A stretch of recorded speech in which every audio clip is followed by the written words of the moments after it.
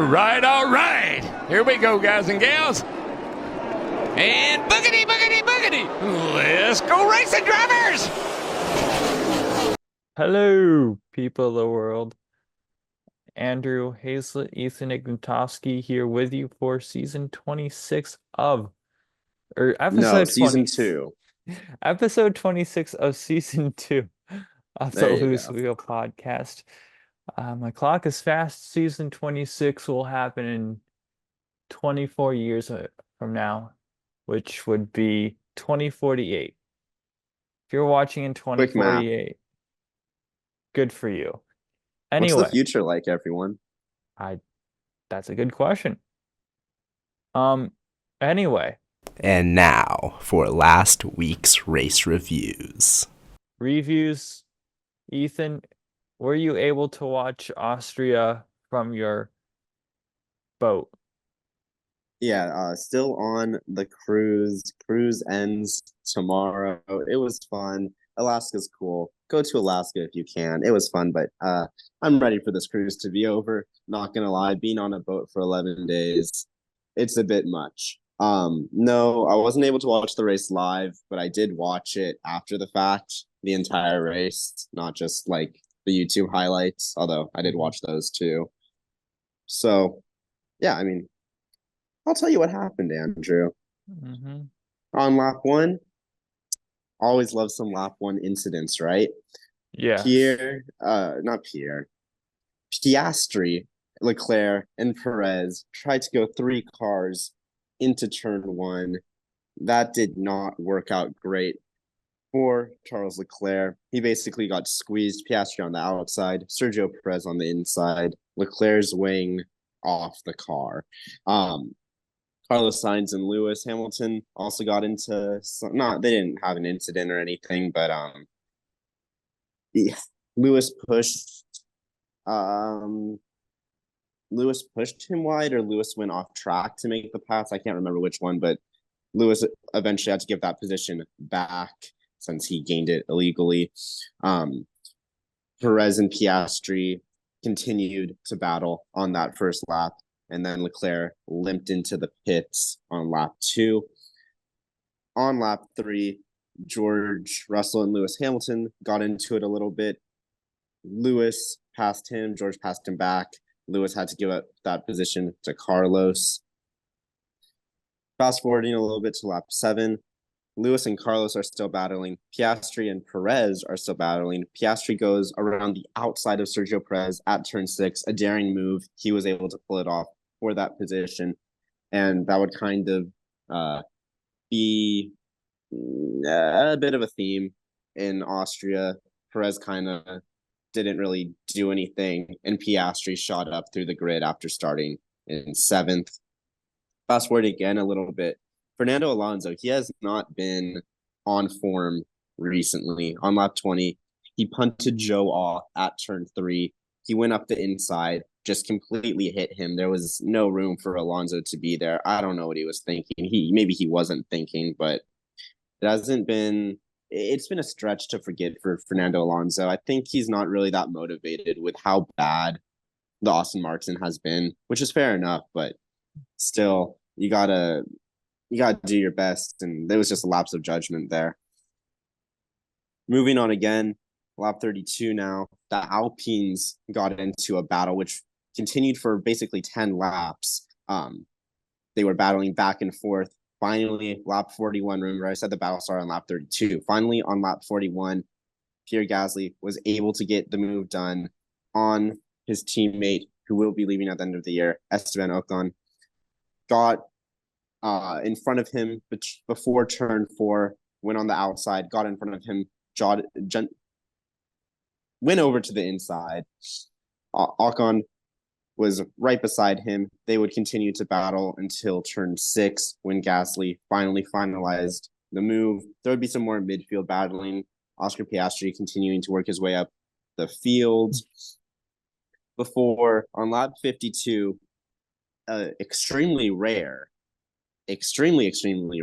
bad Red Bull pit stop. Andrew, we never see those. Bad Red Bull pit stop. It was like 6 point something seconds, so not like the worst ever, but for Red Bull, that's horrific. And that allowed Lando Norris, who also pitted on lap 52, to really close the gap to Max and start to push Max. Because for the majority of the race, pretty much all the race, Lando was like 7-something seconds behind Max. It seemed the past few weekends that the McLaren had the fastest car. This weekend, I couldn't really tell who had the fastest car. And Max, Lando's great at Austria too, but Max is amazing there as well. Max was just in front of him by a decent margin the entire race until this moment. So the two of them started to battle and battle and battle, and everyone knows what happened on lap 64. Lando Norris on the outside of Max Verstappen. Max crosses over, doesn't leave him enough room. They collide. Lando's race ruined. Max's race, not quite ruined, but he didn't get the win. I'm going to go on a little mini rant here. All right. So number one, why are we still talking about this? Like, Andrew, you and me are talking about this because we record once a week. Like, this is, we talk about everything that happened in the last 7 or so days in the motorsport world. But for the people that this is their daily job, they're talking about these sorts of things every single day. Why are you still talking about it? It's one incident. Let it go. It's in the past. Yeah. There has been way too much focus on this one incident. It's insane. And like McLaren posting a breakdown of the incident by Anthony Davidson, like, what are we doing here? Like, it's I understand, but like, stop. Everyone's doing way too much here. Everyone is doing way too much. And even earlier today at the like introductory press conferences for this race weekend in the UK, Lando, maybe it was a PR answer, but he basically said like, yeah, it's in the past. They talked about it. It's in the past. But this incident blew up like crazy. Like, it was a big incident. It was should have been big for a couple days, but the chatter on it just, it needs to end. But I'll get into it. I'll give my opinion on it, and then we'll just lay it to rest. In my opinion, both of them were racing extremely aggressively. Lando, he needed to pass Max and gain a 5-second advantage over him because he knew that he was going to get a 5-second time penalty for exceeding track limits after being warned multiple times. Once you get 3 warnings and the black and white flag, if you go off track again, 5-second time penalty, and then 5 seconds for every other time. Lando knew he was getting a time penalty, and funnily enough, right after the incident, the penalty finally came through. So he knew he was getting the time penalty. He knew he needed to be aggressive and pass Max. So he was dive bombing Max, but he wasn't doing anything super egregious, I would say. But Max was right on the limit defending of what's legal and what's not legal, right? Like, they were both on the extreme limits. And this had gone on for multiple laps. They came together on lap 64, but this was building to that moment for multiple laps. In my opinion, the fault is on Max because Lando went around the outside, and maybe he wouldn't have made the corner. That's hard to say. If he didn't, he would have got another 5-second penalty. But what Max did is he crossed over to the left extremely late when Lando was already beside him instead of turning towards the apex, and they collided. Max made that move way too late. He had to leave space there. He did not leave space there. He pushed Lando off track. They made contact. It's 99, maybe 95%, but it is Max's fault in that scenario. Max, we see this sometimes. He's an amazing driver. He's an amazing racer, but we see sometimes he's a little over aggressive. In that moment, he couldn't have made a defensive move like that, and he did. And there are some people who are defending Max, but mostly everyone that you're seeing, pundits, people that understand this, even Martin Brundle, when the race was happening, they were saying the incident was on Max, and I do agree with that. Looking at it, Andrew, I know you might think a little bit differently, but that's how I see that. And look, what's the takeaway from this? We love to see hard racing. Like, that wasn't even, I would say, that was two cars that came together, but we saw crazier incidents that race. Like Alonso punting Zhou off, there wasn't as extreme damage, but that was much more of an egregious move. Ocon, when he was battling Pierre Gasly, Ocon pushed Gasly off the track. There was no damage there, but that was arguably a more egregious move. This is just the move that caused the damage, because Formula One cars are so fragile, really, that specific contact caused that specific damage. Yeah. Lando and Max, everyone knows about their friendship. Are they going to hate each other from now on? I don't think so, but I think that this is the start. That friendships in Formula One, when you're battling at the front, they don't last. They weren't happy with each other, and I mean, in my opinion, I want to see all the drivers be friends, but that's not the reality of the situation. That's not what's likely. And now we're gonna see the excitement of two guys who, they don't hate each other. They probably still like each other even, but two guys who want to beat each other, who want to best each other, and that's exciting to see on track. Most definitely is. I think the incident was a pure racing incident. It was nothing egregious. It's racing. Stuff happens. I can't say it's a racing incident just because Max moved over so late. In other series, yes, but the way that Formula One's different. Every racing motorsport is different. Like in some series, that would be a fine move. In Formula One, you can't do that. And this is a crazy analogy, but like, you can't be like, oh, that would have been a clean move in one sport, because I'm not even gonna do the analogy. Never mind that. I was gonna say like, oh, you can't tackle someone in basketball because it's legal in football, but that's just too crazy for this scenario. Basically, what I'm trying to say is it's okay in some racing disciplines to do that move, but F1 cars are just too fragile. You can't do that. That's not a racing incident. Max moved over way too late. That wasn't a normal racing move. That was a desperation move. That's not a racing incident. Well, the groove of well, NASCAR, I call it you call it the groove, but in Euroland and Indyland they call it the racing line. The racing line is over there. Max is moving to the racing line. That he was definitely not on the racing line. He wasn't going to make the apex on that racing line. That was a purely defensive line. That's not a corner where you have to turn to the right, especially in that position before making the corner. That if Max wanted to make the apex, he would have turned to the right, excuse me, instead of going over to the left. When he would have turned to the right way earlier than when he turned over to the left to block Lando. Not way earlier, but you know what I mean. Like, he wasn't going the direction of the racing line. I don't know how you can say he was. I think he was off the racing line going to the racing line. No. That's my opinion of it. Okay. I get what you're saying. Yes, if he was like on a flying lap, no one around him, he would have been where Lando was. I understand you're trying to. Is that what you're trying to say? Well, like, not quite, because okay, if you're going in 2x2 into a corner and you want to be on this, like, the fastest line, which is the racing line after all, is it not? You want to be as close to that as you can, and that's what he was trying to do, is get to the close that as he could. I don't think so, because that's where Lando was, and Max can still make the corner and probably be ahead, maybe not, but Lando might have gone off the track, so Max might have been ahead still if he just turned into the corner. It's hard to say, but how I view it and how a lot of people are viewing it is that that's just a desperation defensive move from Max. I don't see him going to the racing line there. I think he was trying to defend and got a little carried away.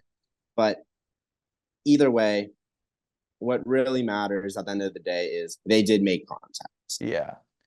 And another thing that matters for me is Formula One cars, as Lightning McQueen once said, they're fragile. They're too fragile. Yeah, I said that. Yeah, you In did say Formula that. One, the reason you can't do a move like that is because, especially in certain areas like the wings and around the tires, around the wheels, the cars are extremely fragile I want stronger cars. and pointy, also pointy because Yeah, you hit a pointed edge against a tire's gonna pop. yeah. You look at IndyCar, the Lara chassis, really strong.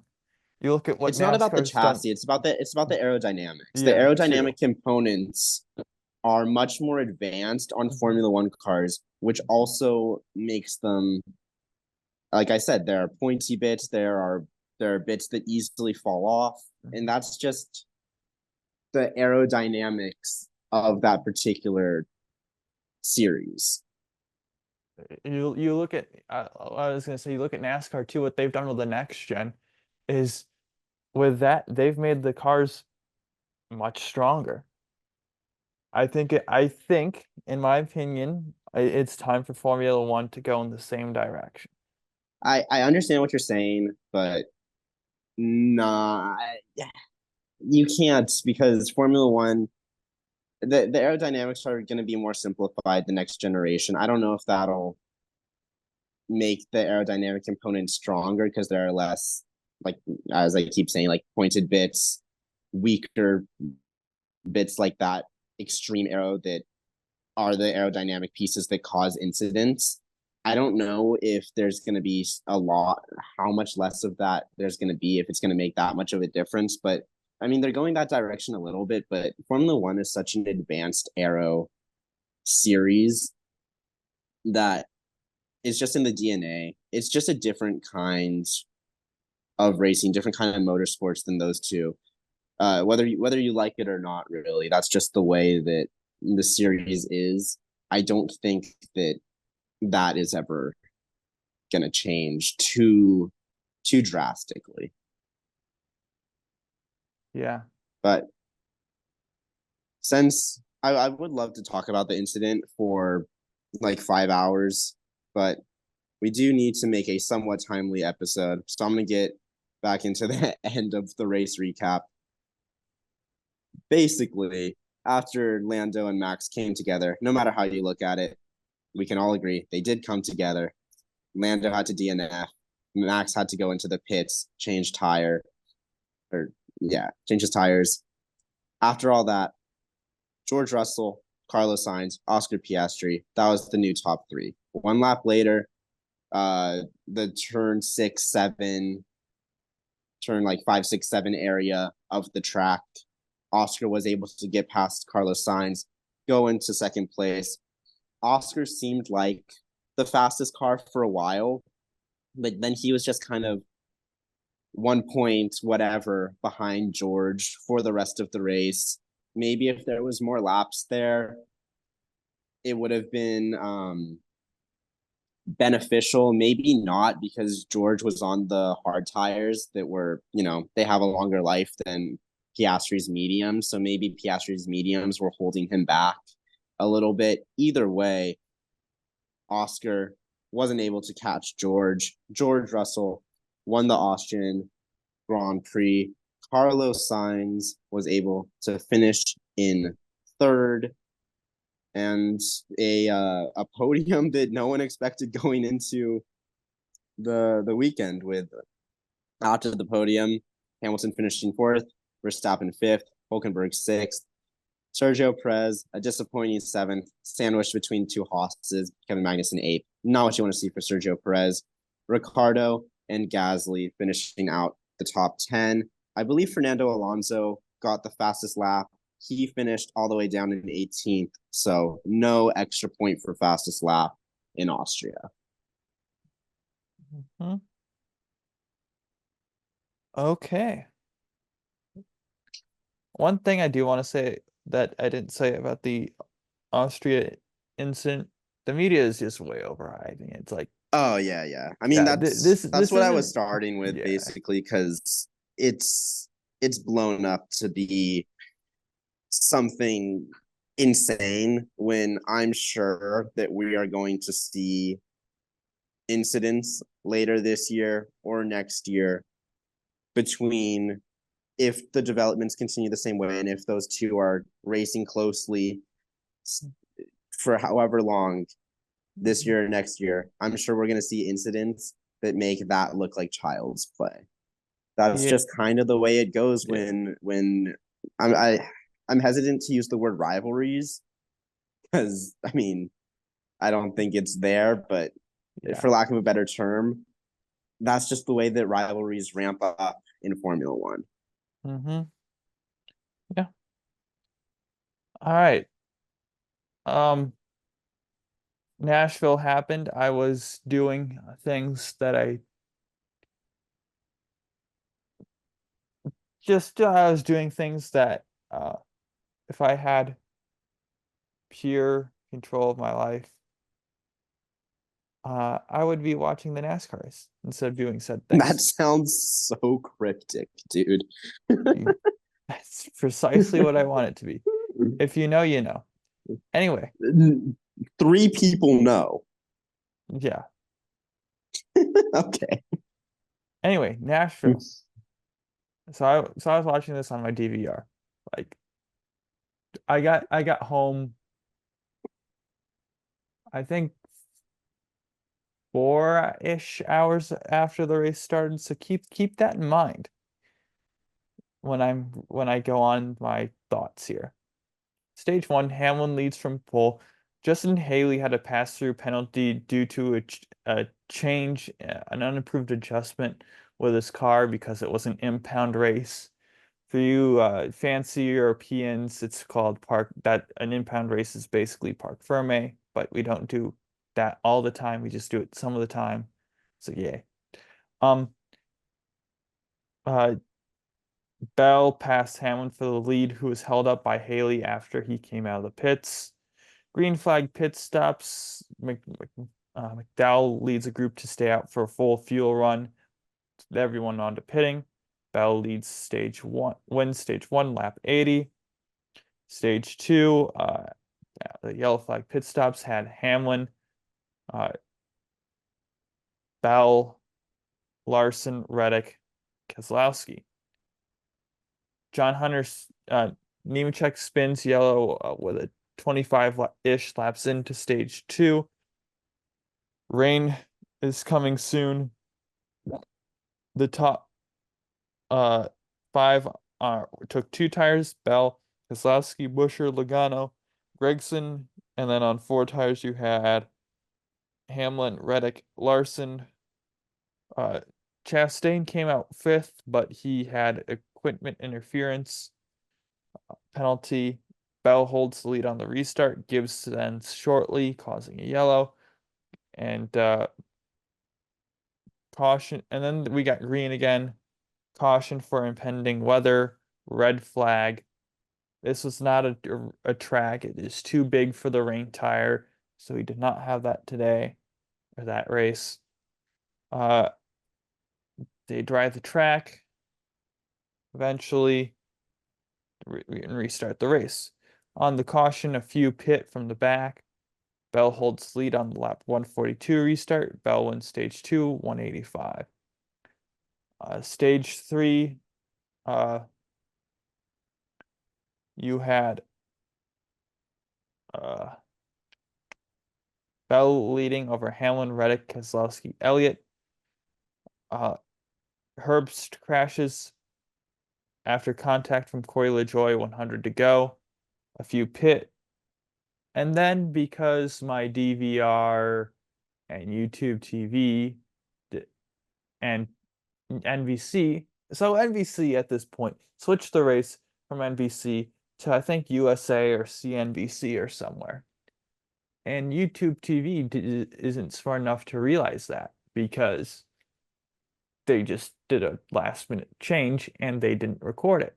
So yeah, um, and I've been too lazy to watch the race since, which I really should, but because it was a good race, but I just like so we fast forward 100 laps into like the third or fourth overtime at this point. I don't know why, but or yeah. So I lost 100 laps of action. Some of the best action. Yay. Oh, why did NBC change from NBC? Because U.S. Olympic trials and NBC is going to milk the Olympics. You know what, NBC? Since you're making NASCAR and IndyCar wait 2 weeks with no racing, and for your Olympics, which aren't even that great in the first place, and now you do It's the this to me. Olympics, dude. Come The on. Olympics are the most overrated thing in all of sports, except for maybe the World Cup. Those are the two most. No. The World Cup is amazing. You are no, Soccer is the no. most boring sport to watch. 3 outcomes: I disagree. 0-0, 1-1, or 2-2. Boring. That's just not true. Haters will say I'm wrong. You are wrong. The World Cup is amazing. I have never felt more American. Shout out 4th of July, by the way. I have never felt more American than when I'm watching the U.S. men's national team. That's just a fact. That's just a fact. Soccer is so boring. You know what they should It's do to not. soccer? You just got to get into it, dude. They Trust gotta me. shrink the field, make the field ice. All They right, should dude. also get rid of like half the players. We don't need them. And There are then literally replace the billions of ball people that disagree with with the you. puck. Literally billions of people. Well, you know billions of people can be wrong. Yes, but I think They in this are. case, you're wrong. Just my 2 cents on it. But anyway, back to the racing. Back to the racing. Anyway, regardless of how you feel about soccer and just boring flopping players, Wrong. Well, I mean, they do flop, but eh, so going back to why I'm not going to what about the Olympics, I'm not going to watch the Olympics. Overrated sport, NBC. You don't get the ratings. Bro I'm said gonna take overrated sport like it's one sport. overrated sporting event. I'm gonna take my sorry sack of crap and go watch Formula One because I want racing. I should not get 2 weeks of no racing in America to watch some mid thing that I don't care about. It's okay. You might not like the Olympics, but you still have to, it's the Olympics, dude. Like Olympic trials, Olympics, those are major, major events. I understand what you're saying. They shouldn't just like kick it off to another channel in the middle of a race happening, but you gotta understand. You I gotta. I If had you don't, I maybe don't really know what to say. I had I had maybe two my interest in the Olympics was like two before this. Now it's zero.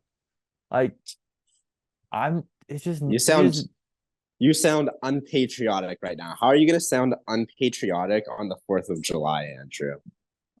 yeah, 4th of July is also one of the more overrated holidays, but not the most. Um Honestly, and I like do have my reasons for that. There are reasons.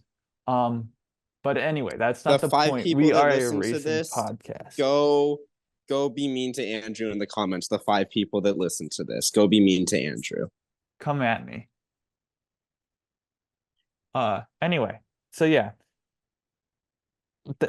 we are now under caution because Larson just cleaned out Chastain on a restart, and Gibbs and Bushford collected others spin. NVC doesn't show a replay of the other spinning, so yay, me. Uh, Hamlin leads Larson, Truex, Kyle Busch, and Joey Logano. A lot of cars are low on fuel. You have another crash. Overtime. Bush was involved. The crash was. Um, Actually, why do I have two chicken awards for this podcast? Anyway, um, I think you should win the chicken award. no. Or it's not. It's. Eh. We'll see. I Because there's two Uh, good causes for Chicken Award. I didn't realize I had two of them. So I was thinking I didn't have any. But anyway, Co chickens. Bush was involved in that incident, and he was he was ruled fourth afterwards. Come on, NASCAR. He was running 25th, and you say, no, scoring loops to take it otherwise. He was not even pace car speed. NASCAR, what are we doing here? You hear that? That's the sound of chicken. You don't want chicken. Just what are we doing, race control? Be better. Like, it's bad when the NBC booth is calling you out for doing this. That is pretty bad. Just gonna say. Because their job is to promote the sport and its greatness. And they don't want to be criticizing NASCAR, but it was so bad they had to do it. So that just speaks for itself. A few cars pit in the back. I'm gonna try to speed through this before. Yeah. Um, the first five cars good on fuel are Corey LaJoie, Bubba Wallace, Zane Smith, Carson Hocevar, and Chris Buescher. Green flag, Larson out of fuel causes Busch to crash. So feel bad for Busch at this point. He's just had a terrible run of luck. And when he was gifted something, he just said had a slap of bad luck come with it. So yeah, so at this point, Hamlin and Truex pit. Lead is Logano, Briscoe, Smith, LaJoie, Elliott. Smith and LaJoie good on fuel. Chase Elliott runs out. Logano holds the lead. And then Barry crashes from possible contact from Truex. Green. This point, it's Logano, Briscoe, Smith, Preece, and Reddick. Green. On the white flag lap, Suarez crashes Truex and Elliott spins. Logano wins on fumes. Reddick was coming through on that restart, almost won, but he didn't. And then on his post-race interview, he was just dead inside. You could tell. Like in his answers, he's like, yeah, we lost. I blew it. Yeah. The interview's like, you told me before the race you had wanted to get top fives to build runs for this team. Is there any positives you could take from the race? And then Reddick goes, no. So yeah. He was just dead inside.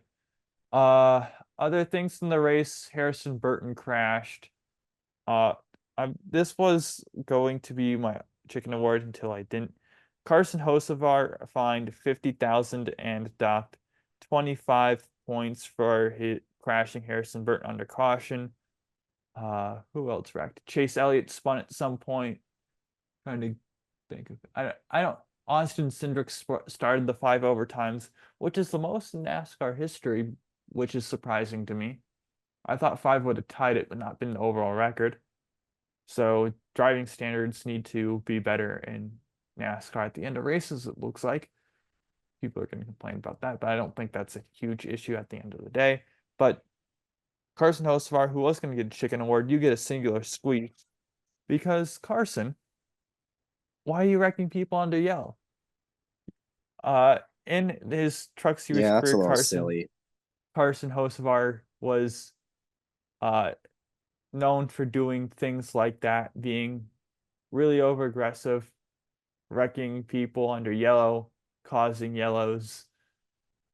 But he's still like a cool guy, so people like are split on him. He also looks like in his like rookie year, everyone was comparing him to George Russell because they looked alike. And he kind of drives like Russell now too. So yeah. So yeah, it's just Nashville was like an average what's it called? I don't know. it's not honeymoon, but the the thing where all the girls go to Nashville and party. I don't I don't know. Do you know what I'm What talking are about? you What I'm talking about? where like with like where all the girls go to Nashville and party, like Uh-huh. that Like, what's trip. that district of? Oh, No, not the I don't know district, what the like the trip is trip is called. called. Like I it's didn't know not. that. It's like I didn't know that that had a special name group. besides just Nashville trip. Well, you can go in other places, but it's like I think it's before your wedding. Oh, bachelorette party? Exactly. Thank you. That thing. Because it was like it's like that race was like a bachelorette party in Nashville. Stayed up, stayed out too long, and probably should have ended. I don't know. Anyway, And now for the news. starting The off with the news. IndyCar news. Lundgaard replacing Rossi at Arrow McLaren in 2025. This came as a shock to both me and Ethan. Yeah. Um, Mostly just because Rossi's been so solid. Rossi's been solid, but Lundgaard is really good. He Like is very good. he is. Let me put it this way. When I saw that article a couple weeks ago about McLaren wanting to sign Porsche and Rossi to next year, I would have said, okay, that makes sense. They want to keep with what they got. They've got it good. They And got if good you drivers, yeah. yeah, and if you would have said, Andrew, you're gonna put Siegel in for Porsche, I said, okay, that makes sense. If you would have said they're gonna put uh Lundgaard in for Rossi, I would have said, okay, that makes sense. And if you say they would have gone Lundgaard instead of Porsche, I said, okay, that makes sense. Yeah, But the fact they went Siegel for Porsche and Lundgaard for Rossi, that's strange. That's a lot of change in a short amount of time. it That's what is. confuses me. Because Lundgaard does deserve a McLaren seat. Yes, I agree with you. Uh, the people that say that, and I agree with McLaren. But Rossi, shafting Rossi and just what they've done just doesn't make sense because Rossi, you know what you're going to get from Alex Rossi. He's going to have a couple podiums, going to run well. He's going to put you in the top 10 if you put him in any of the big four teams. That's what Alexander Rossi is. He's not a championship threat. So I understand why they would replace him, but you It's already just a have lot of just a movement, and lot that's of not always, shifting. not even Yeah. not always a good thing. It rarely works out well to Mhm. change so many things at once. Yeah. And that's what McLaren's been doing ever since they McLaren took over Schmidt Peterson. They have done of the big four teams, they've made the most changes, and it isn't close. So they've shifted plenty of guys in and out this year, and in the past, they've shifted a lot of guys in and out too.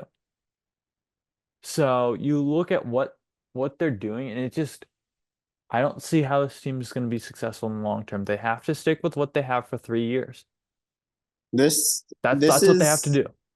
I agree with you here. I also think same thing that I said for when they signed Siegel, even though I didn't agree with it. It seems like they found their guy in Siegel, and this one I don't really have too much of an opinion on because, like you said, like Frosty's very solid. We were both surprised when the move came out, but it's not necessarily a bad move. So I don't feel like strongly one way or the other about this because I mean you're basically trading consistency and a known factor for a new driver coming into the team who could be much better, but Mhm. you never know with all this all these changing parts, moving parts in a team. you don't really know. But I think, fast forwarding to my point.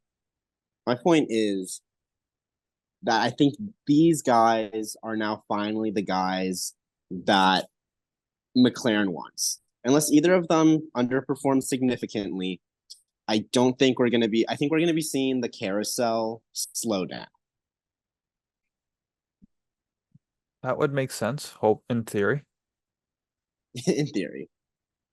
I'm I'm looking at an interesting note that I saw.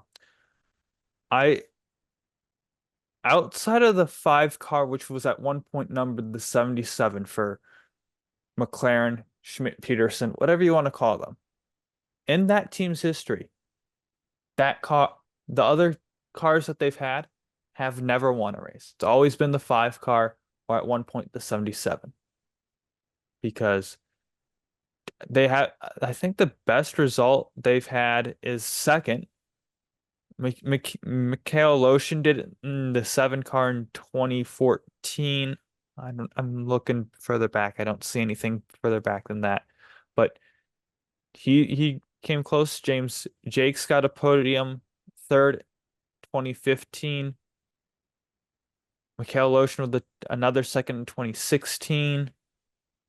Nothing in 2017. 2018, you had Rick Wickens with 3 podiums, 2 seconds and a third. Marcus Ericsson with the second in 2019. You had Jack Hart. That was really the Shank team running that operation there. You had Askew with a third in 2020. And then 21, they didn't have anything. 22, Rosenquist got a podium. And then 2023, you had Rosenquist and Rossi with a podium each and a third each, and Rosenquist with a second. And you've had Rossi with a third in this year at the last race, Laguna Seca. And yeah, they haven't had anything fairly successful in terms of what they've been able to do. The last time that the 5 wasn't the top leader in the McLaren team, that driver, you have to go back to maybe if Robert Wickens hadn't had that crash in 2018, that would have been the last time, because he'd missed the final 3 races and was tied in points with his teammate Hinchcliffe. So that was the last time they had 2 really equal cars in a team that were at least close. It's been the 5 and nothing else. That's the problem with McLaren. They've been changing too much. And what has the 5 been in since the team's history, pretty much? It's been Award from 2020 to now, Hinchcliffe going all the way back to 2015, and he had an injury that year. So other drivers did come in, but it was still Hinchcliffe's car. And go back when it was 77 with Simon Pagenaud. That goes from 14 to 12. And then you had a bunch of rotating drivers before that. Yeah. So it's been consistency in one car, and the other 2 have been changing. The point I'm saying is that they aren't a top. If they want to be a Penske or Ganassi, patience. And you know who is looking smart after all this, Ethan? Who's that? Alex Palou. So remember Yep. when everyone was was like, oh, he might be get a Formula 1 seat. Who knows? He might have gotten shafted by now, the way McLaren's going.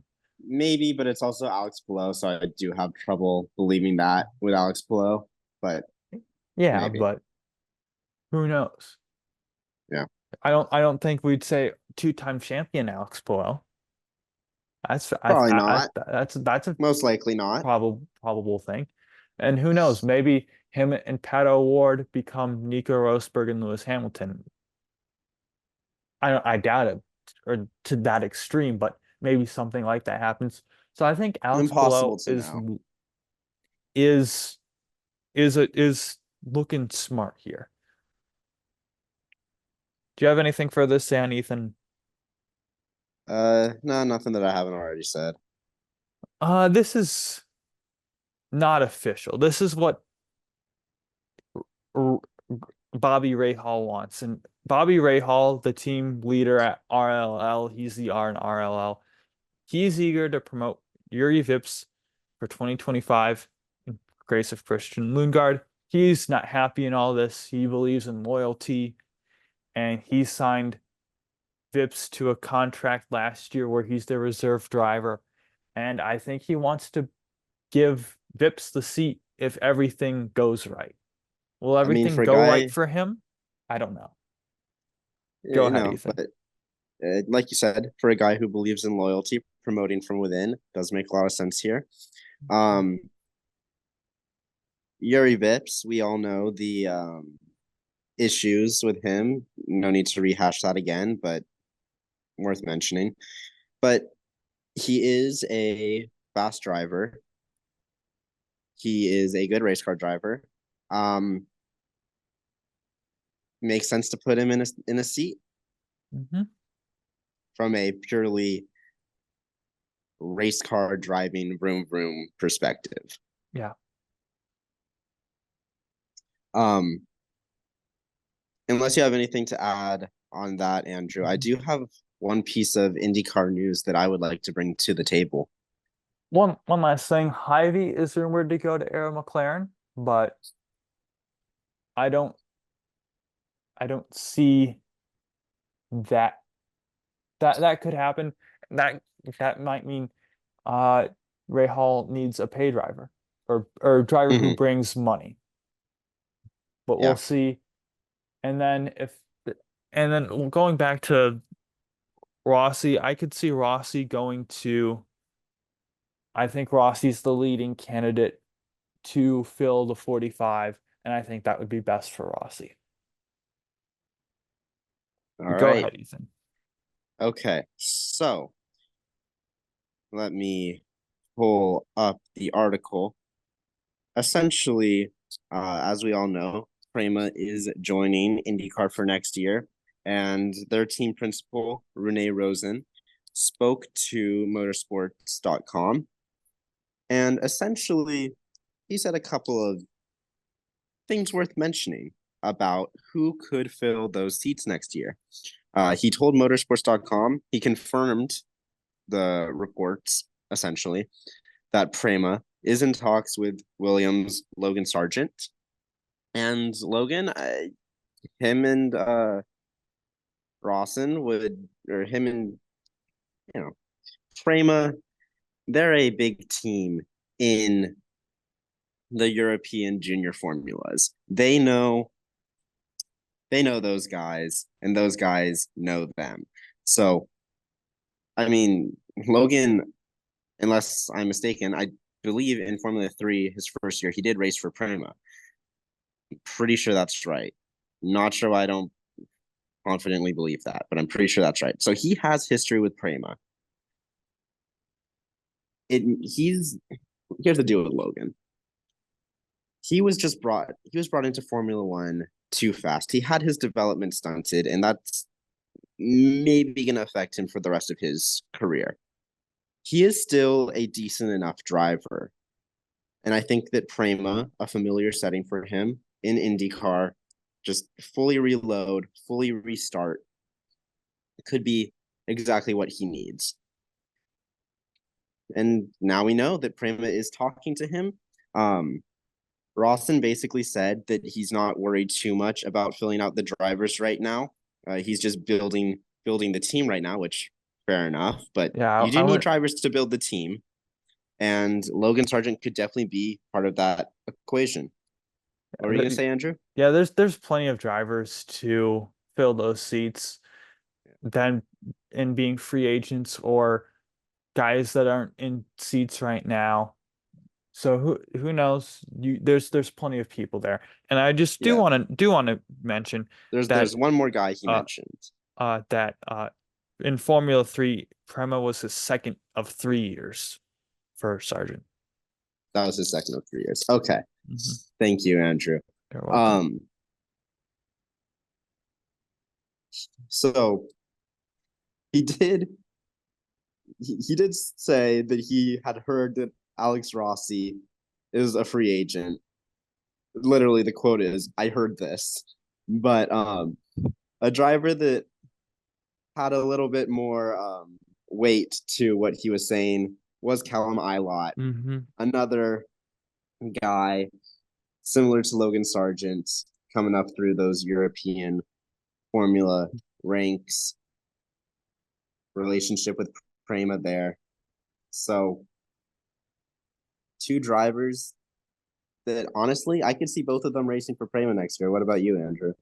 Yeah, if you uh Ethan, I don't know if he's aware of this, but in our Google Sheets account for this podcast, we have a sheet called Hat. And in that is my silly season predictions for NASCAR and IndyCar that I made last night. I put as the drivers for Prema, Sargent, and Ilott. Well, there you go.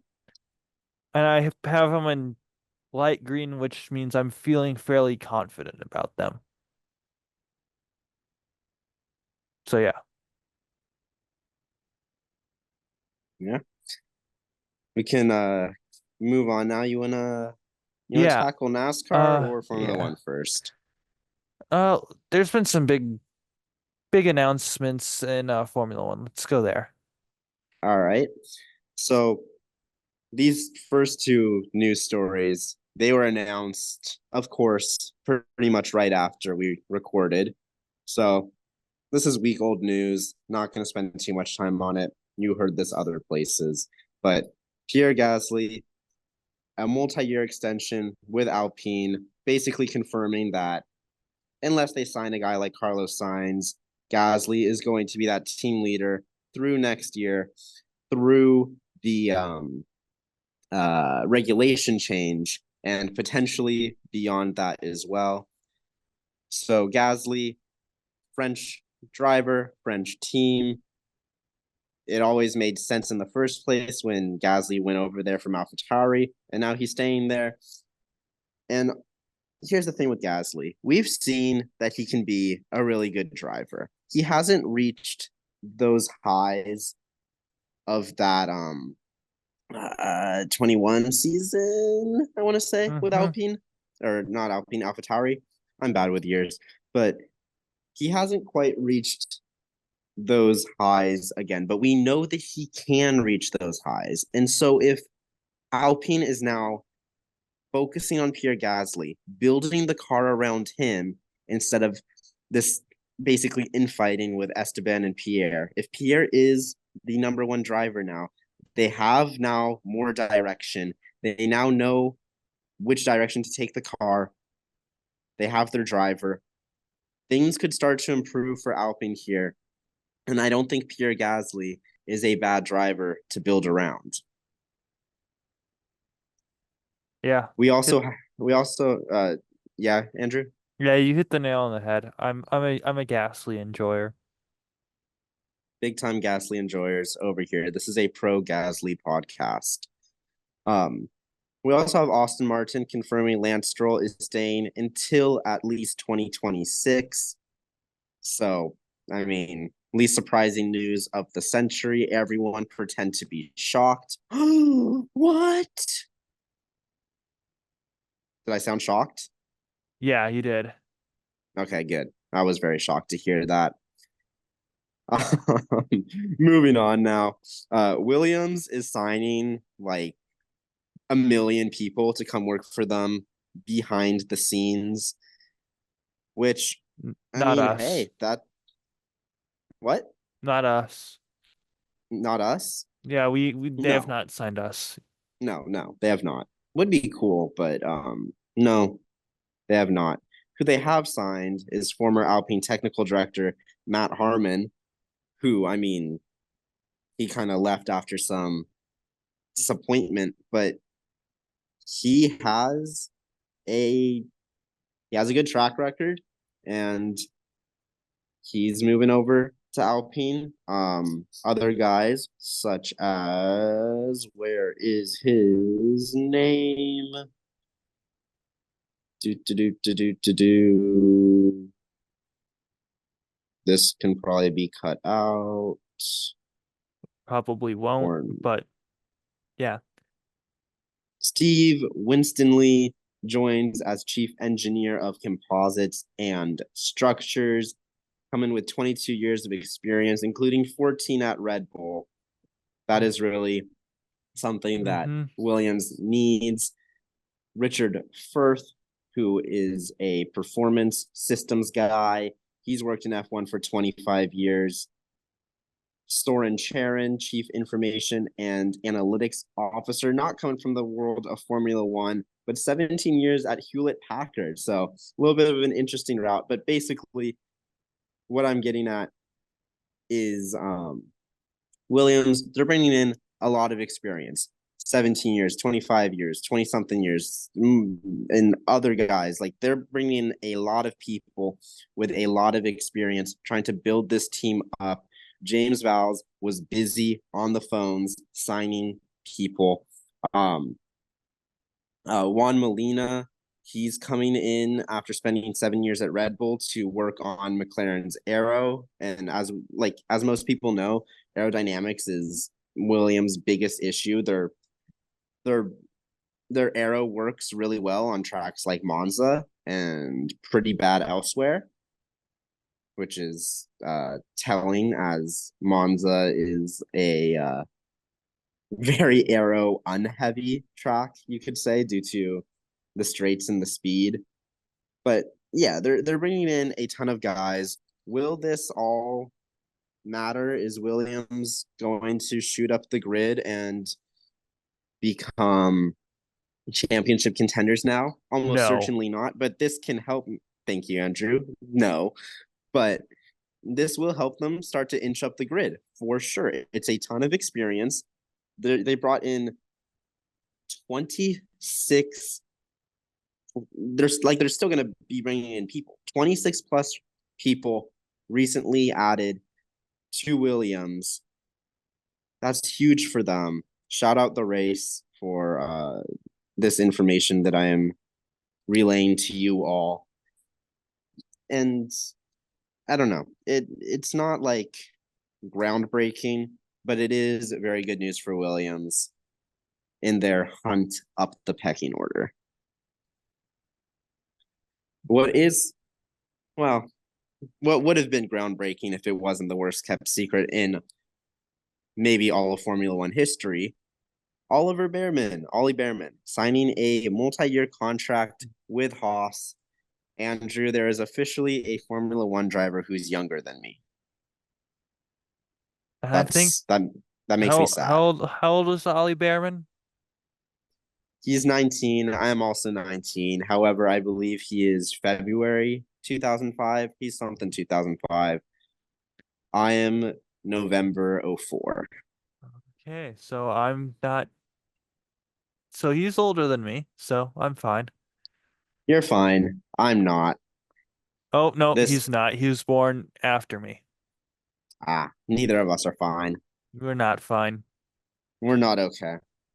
Yeah. Yeah. So, but honestly, very happy for Oliver Behrman. Don't let the poor F2 results this year dissuade you. Prema, they've just had a weird year in Formula 2 this year. They've had a couple of weird years in their career. It's always shocking to see it, though. The Mick first year of Mick was no good. But I think they had Mazepin as their other driver that year. I don't think so. Maybe. I don't know. It was one of them paid drivers. I'm finding out. Yeah, so anyway, Oliver Behrman, don't let this year in F2 fool you. He's a very fast driver, a very quick driver. Both Haas and Ferrari believe in him. 2 F1 teams believe in him. I'm going to believe in him. He signed a multi-year contract with Haas, but he's going to want to spend as little time there as possible. He is a Ferrari junior, so his eyes are going to be on that Ferrari seat, most likely when Lewis Hamilton retires or leaves, because I don't see Charles Leclerc ever leaving that seat, but he probably will one day because it's Formula One. Things happen, but he will be eyeing to become Leclerc's teammate in a few years, put in some good years at Haas. And as of now, he is the only driver under contract for Haas. I don't think they're signing him to be like a team leader type of guy. They're probably going to bring in Esteban Ocon or someone like that to maybe even if they sign a guy more down the grid like Zhou to be the second driver, Ugh. then okay, I could see Behrman having more of a number one driver role, but even in that case, it would probably be like a 50-50 type thing. Behrman is just there to develop. Haas are going to help him develop. I mean, Haas are going to want him to do very well for them, I should say. But yeah, I don't think that he's I don't think anyone expects him to carry Haas up the grid. I think Haas knows this is a moment, just a momentary thing until he eventually does leave. That's just the reality of the situation. But for Oliver Behrman, big congratulations to him. Mick and going back to Prime out their bad year was with Mick Schumacher and Sean Gelael. Oh yes, Sean Gelael, everyone's favorite. Yeah. The Asian Le Mans legend. The paid driver that paid for the other driver's seat as well, because respect.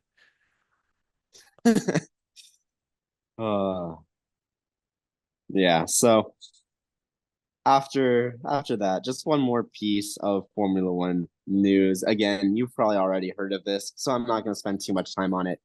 But Max Verstappen has kept taking new engines. You are only allowed a certain number of new engines in F1 per season.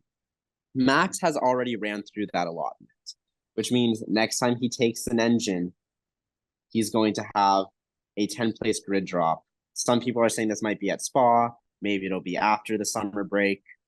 We don't know. Who knows? No one knows. But next time he takes an engine, he will have a 10th-place grid drop. And that, I mean, Max Verstappen, it's Max Verstappen. He could easily come through 10th to win the race. But that is also going to be the best opportunity for someone not named Max Verstappen to win a Formula One race this year, even with the McLarens being as fast as the Red Bulls, George Russell winning in Austria. The day Max starts from 10th or 11th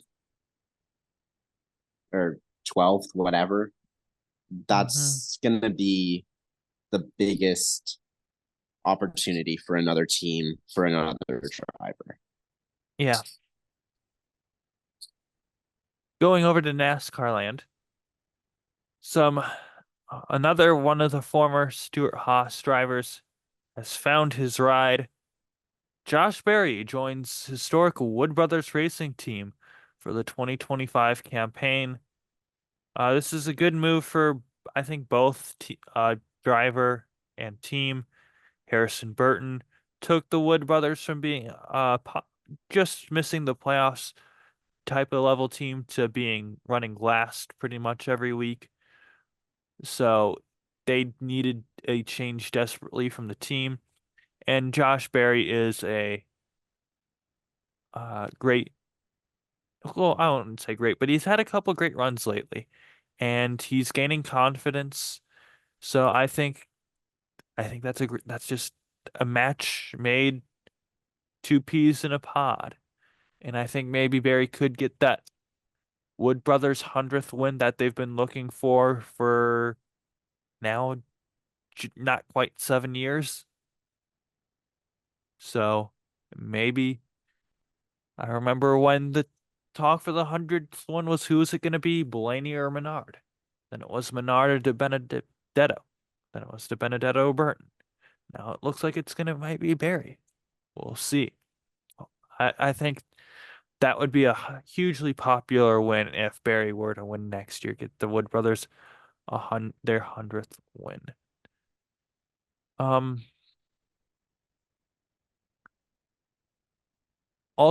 Communication with Bubba Wallace led Eric Almirola to an internal suspension with Joe Gibbs Racing.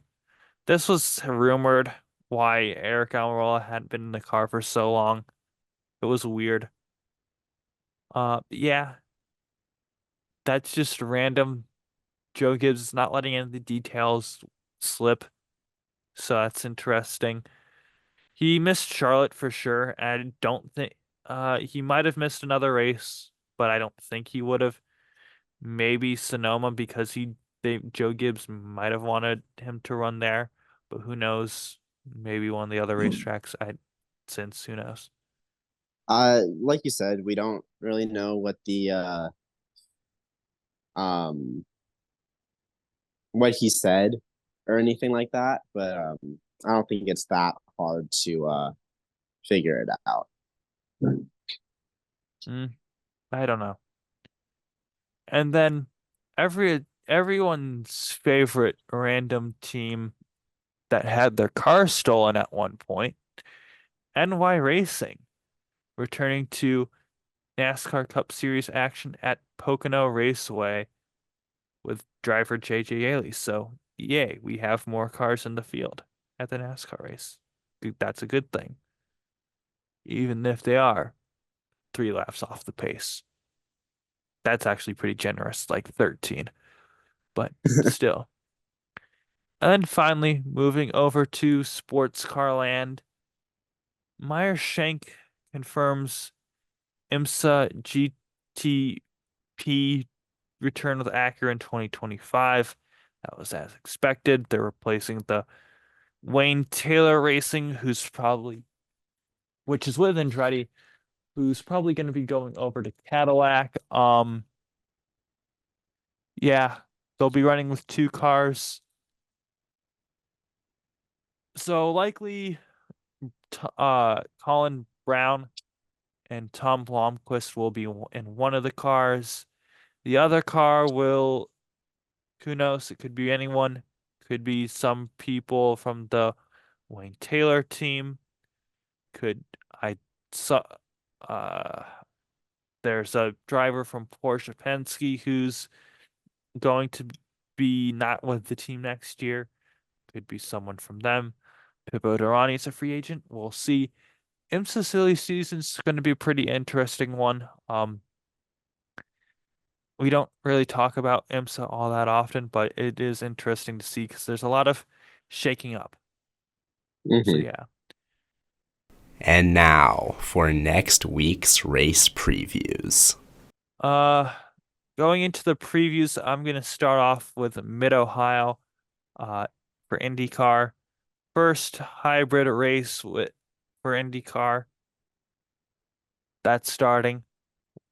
New regulations of the engine. We'll see how That's that so weird to goes. do it mid-season. I'll keep saying that. Yeah, but that's just one they could have got first. They wanted to get it out as soon as it's ready, and it's ready now. So I don't.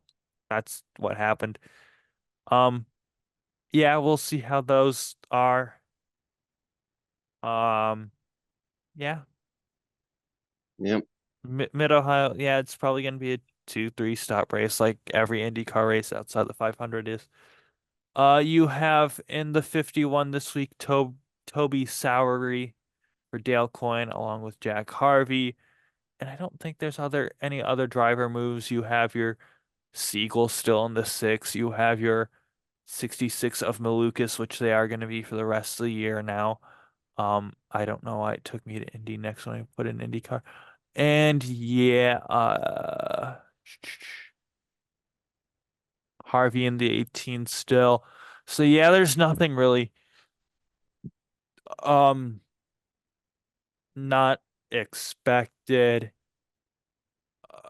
And then I'm gonna give you 5 guys to look out for because I'm gonna do that now. Is 5 guys to watch out for. I'm watch out for Scott Dixon. He's won there more than a few times. The other multi-time winner in the field is Mr. Joseph Newgarden. He's good there. Also, I'm going to go the defending winner, Alex Palou. Multiple podiums Yeah. for him as well. Scott McLaughlin, I'm going to say as well. Although Will Power and Colton Herta have one, I'm not, and Alex Rossi, how they all have one. I'm not going to go them. I'm going to go a little different driver, someone who has one here, but not someone you typically think of. Graham Rahal, Ohio Mm. driver. Look for him to contend for a top 10, maybe top 5 at Mid Ohio. Moving over to NASCAR land, Chicago. Chicago, streets of Chicago. I think one of the races I've been looking forward to all year long. Oh, I believe I will be watching this one live. Yeah, the 5 drivers that I'm looking out there, Shane Van Gisbergen, the defending winner. Tyler Reddick, he ran well last year. You look at the 20 car Christopher Bell, he showed speed. Don't sleep on AJ Allmendinger and Justin Haley. He finished, I think, 3rd last year. So yeah, those are my 5 drivers. Other notable drivers that are just not running their typical cars, or just the ones that change often. 13, third quali car, Allmendinger. 16, Shane Van Gisbergen. 15, Casgrala. 33, Austin Hill. 60, Joey Hand. 66, Josh Bilicki. Yeah, that is all for them. Xfinity, also in Chicago. Chicago. Cole Custer, the defending winner. That race went 30 laps last year, unfortunately, or something like that. Um, my drivers to watch out for: Cole Custer. He's very good. Joey Logano, Cup regular. AJ Allmendinger, Kyle Larson, and let's go Ty Gibbs. Uh, Notable entries, you have the JD Motorsports bringing Ty Dillon and Thomas Annunziata.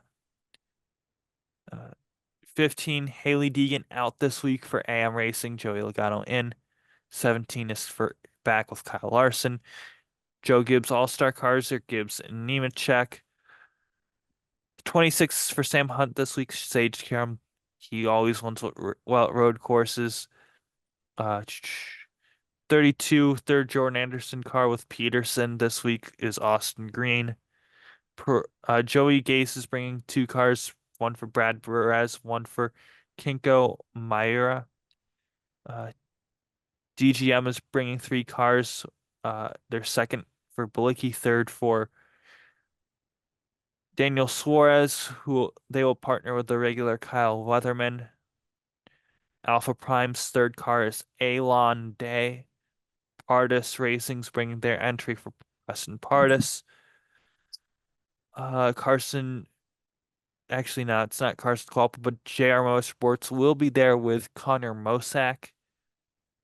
And then the 2 SS Greenlight cars will be Alex Labate and Andre Castro. Those 2. With Andre Castro, that team will be assisted by Jesse Awuji Motorsports. So there you have it for that. We have one more race review to talk about. Silverstone is this weekend, the British Grand Prix. I don't really want to talk about the British Grand Prix on the 4th of July. I don't know about you, Andrew, but I guess I do have a job to do. Yeah, well, we're So not getting paid, but no. So Silverstone, this is a very good track for passing in this generation of cars, this era of cars. It's going to be the same as we've seen recently. In my opinion, I don't think there's going to be any outliers or anything. I think McLaren and Red Bull are going to be the fastest too, and then Ferrari and Mercedes are going to be there to pick up the pieces if anything goes wrong. I think that it was hard to tell because Leclerc was taken out of the equation so early. But I do think that this Mercedes does have an edge on the Ferrari. I don't know if there's any upgrades being brought to Silverstone, but if not, then I would expect the Mercedes to be a little bit ahead of the Ferrari. But I think that the McLaren and the Red Bull are easily in a league of their own, honestly. Of course, like circumstances can happen. Like last week, a Mercedes could win or something like that. But even then, Oscar was faster. It was just better tire strategy or being on the preferential tire that I think kept George in the lead of that race. So, this isn't NASCAR. I don't have a whole list of who's driving to go through. Same drivers as every time, but there are going to be, Isaac Hadjar is going to be replacing Sergio Perez for FP1, so that's kind of interesting. But it's going to be a standard Formula One weekend. Maybe a little bit better racing than average. I mean, Austria was a pretty great race, but should be a good race as well in the UK. Is it time? I have no idea what that sound effect was, but yes, it is time. And now for next week's race picks. 4 pick points. Yay! And the Yay! crowd goes wild. Let's The very live quickly studio audience. let's very quickly go over what happened last weekend. Me and Andrew, we scored the same amount of points as each other, 7 points. We got 1 win right, Max Verstappen in the sprint, and we each got one of our guys finishing ahead of each other. The guest had 2 the actually. best. Huh? 2. You got 2 points for. Yeah. So it happened twice. Yeah. The guest had the best weekend, also picking Max to win the sprint, but also Christian Eckes winning the Truck Series in Nashville. And then Noah Gragson finished ahead of my pick of Justin Allgaier and your pick of Ty Gibbs in the Nashville Xfinity Series. So 1 point there, 11 points for the guests. And like I said, 7 for us. I had Paul Aaron finishing ahead of your Jack Crawford and Kimi Antonelli in the sprint for F2. As Isaac Hadjar, your pick, finished ahead of Jack Crawford and Ollie Behrman in the main race. And then, as we talked about already, the F1 podium, you got 1 point for Oscar Piastri. He finished second. And then our guys, Lewis, he was fourth. I guess picked him third. Leclerc, his race was over on lap 1. And I think I went over everything but the Cup Series. So, yeah, I had 1 point there. Larson finished ahead of your pick of Chase Elliott and the guest picks of Ty Gibbs. So, going into this weekend, 204 points for Andrew, 221 points for me, and 171 points for our guest pickers combined. Mm-hmm. All the guest picks combined. All right. So the guest this week is for picking Zach. Shout out Zach. In his previous attempt, he gained 6 points on us. So we'll see if he still knows ball or is he washed. We'll find out.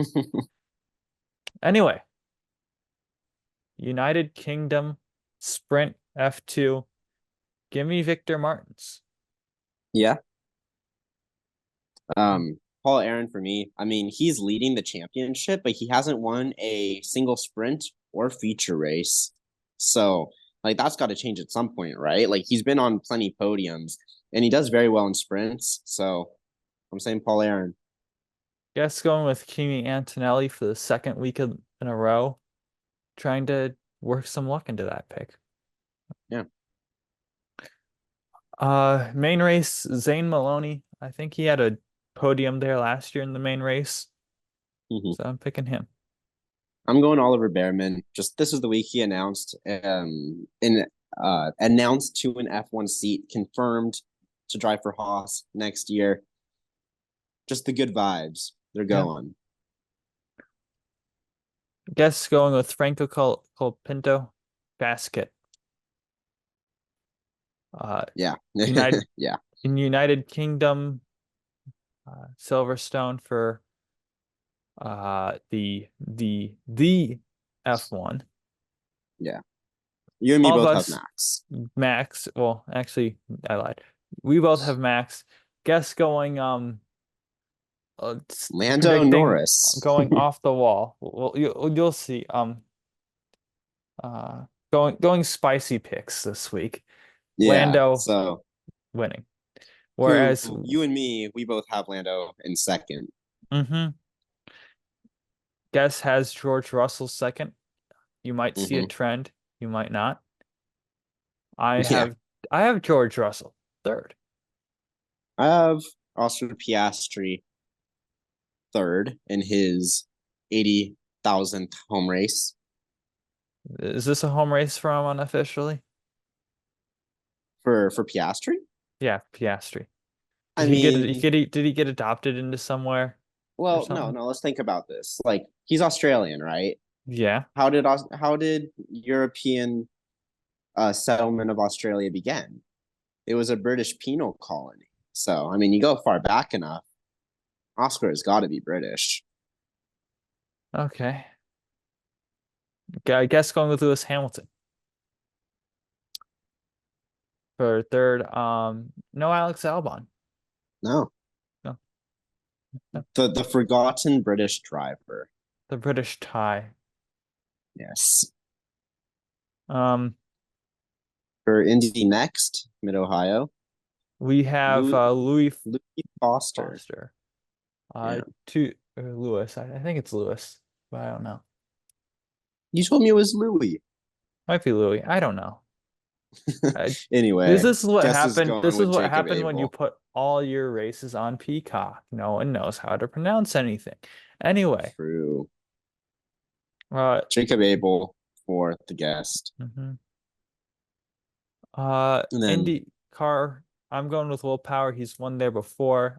He's having a solid, quiet year. I yeah, think he's gonna get his a win here.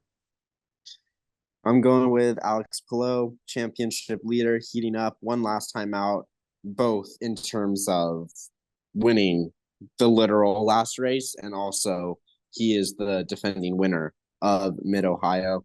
He runs well there. I'm going with him. Guess going Pato Award hasn't finished across the line first in a long time. Yeah. And then for NASCAR, both the Xfinity Series and the Cup Series, we both have the same driver for all of those, Mr. Shane Van Gisbergen.